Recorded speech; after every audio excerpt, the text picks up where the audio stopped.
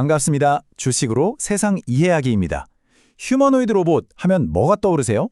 아마 대부분 두 발로 아주 멋지게 걷는 모습을 생각하실 겁니다. 그런데요, 진짜 돈의 흐름은 그 발이 아니라 사실 보이지 않는 두뇌와 손에서 시작되고 있습니다. 오늘은 바로 그 숨겨진 투자 기회를 퀀트의 시각으로 날카롭게 파헤쳐보겠습니다. 본 내용은 투자 판단의 참고용이며 모든 투자의 책임은 본인에게 있음을 알려드립니다. 자, 로봇이 걷는 건요, 이제 뭐랄까, 기본 중에 기본입니다. 자동차로 치면 그냥 바퀴가 굴러가는 수준이죠.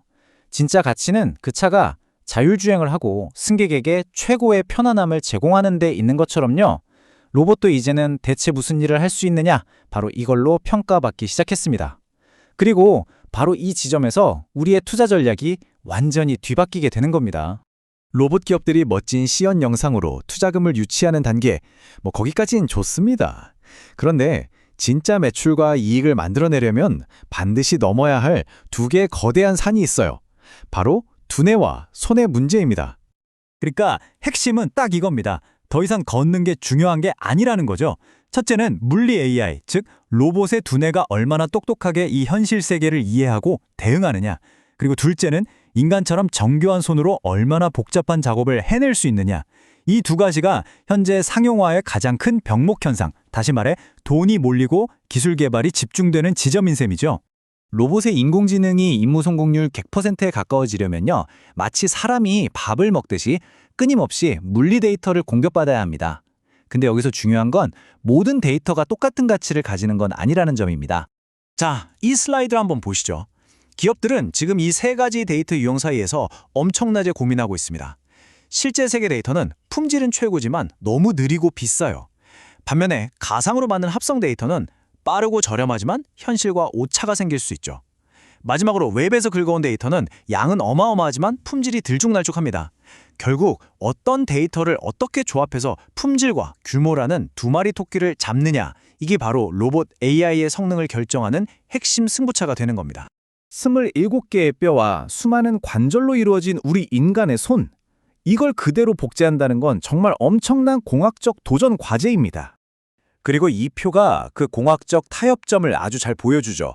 예를 들어 관절에 모터를 직접 넣는 직접 구동 방식은 아주 정밀하지만 손이 크고 무거워져요. 반대로 멀리서 케이블로 당기는 텐던 구동 방식은 손가락을 가볍게 만들 수 있지만 내구성이 떨어지고 유지 보수가 복잡해지죠.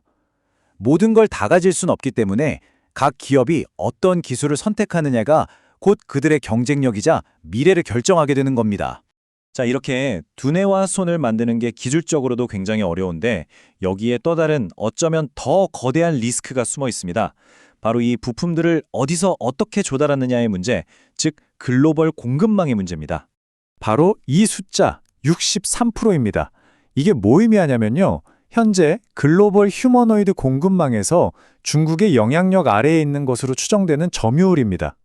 생각보다 훨씬 높죠? 특히 이 의존도는 하드웨어, 그중에서도 로봇의 근육 역할을 하는 액추에이터에서 가장 심각하게 나타납니다. 이게 전체 원가의 40%를 차지하는 핵심 부품인데 이 시장을 지금 중국이 꽉 쥐고 있다는 의미입니다. 시장은 이미 중국의 압도적인 가격 경쟁력에 점수를 주고 있습니다. 주가 상승률을 보세요. 이러다 보니 서구권 기업들은 지정학적 리스크를 감소하느냐 아니면 비싼 비용을 치르느냐 하는 아주 심각한 딜레마에 빠지게 되는 거죠. 그런데 바로 이 지정학적 압박이 역설적으로 새로운 기회를 만들어내고 있습니다. 바로 중국을 대체할 공급업체를 찾으려는 강력한 동기가 생겨나는 거죠. 자, 그럼 투자자의 입장에서 핵심 질문은 이거겠죠. 중국의 대안을 찾는 이 거대한 시장에서 과연 누가 이 결정적인 공급망의 빈자리를 채울 것인가? 그리고 놀랍게도 그 유력한 후보로 바로 대한민국이 떠오르고 있는 겁니다. 자, 제 20년 경험으로 볼 때 이 시장에서 진짜 선수를 가려내기 위해 제가 살펴보는 세 가지 지표가 바로 이것들입니다. 이미 글로벌 시장에서 실력이 검증되었는가? 아까 말한 그 병목 형상을 해결할 기술이 있는가? 그리고 깐깐한 대기업들과 파트너십을 맺고 있는가? 이 세 가지입니다. 그 기준으로 볼 때 첫 번째 주목할 기업은 로보티즈입니다. 아까 말씀드린 근육, 즉 액추에이터의 강자죠. 이미 매출의 80%가 북미 수출에서 나올 만큼 검증된 기업이고요. 더 인간다운 움직임에 필수적인 차세대 QDD 액추에이터 개발에 아주 공격적으로 나서고 있습니다. 그리고 또 한 곳, 한국 PIM이라는 회사가 있습니다.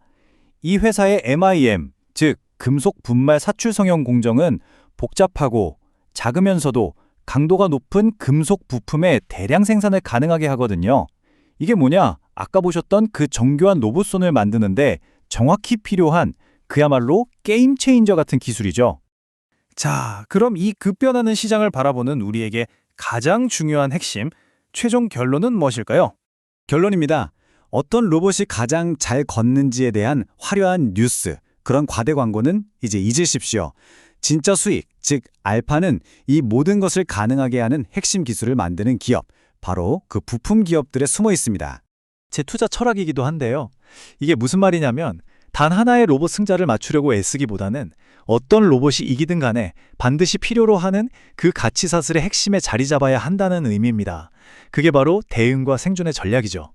그래서 마지막으로 이 질문을 던져봅니다. 전 세계가 비중국 로봇 공급망을 새로 짜고 있는 지금 과연 누가 다음 시대의 필수 공급 업체가 될까요? 바로 그 질문에 대한 답을 찾아가는 과정에서 이 산업의 다음 10년을 지배할 기회가 있을 겁니다. 구독과 좋아요로 이 인사이트를 계속 함께 하시죠. 이성, 주식으로 세상 이야기였습니다.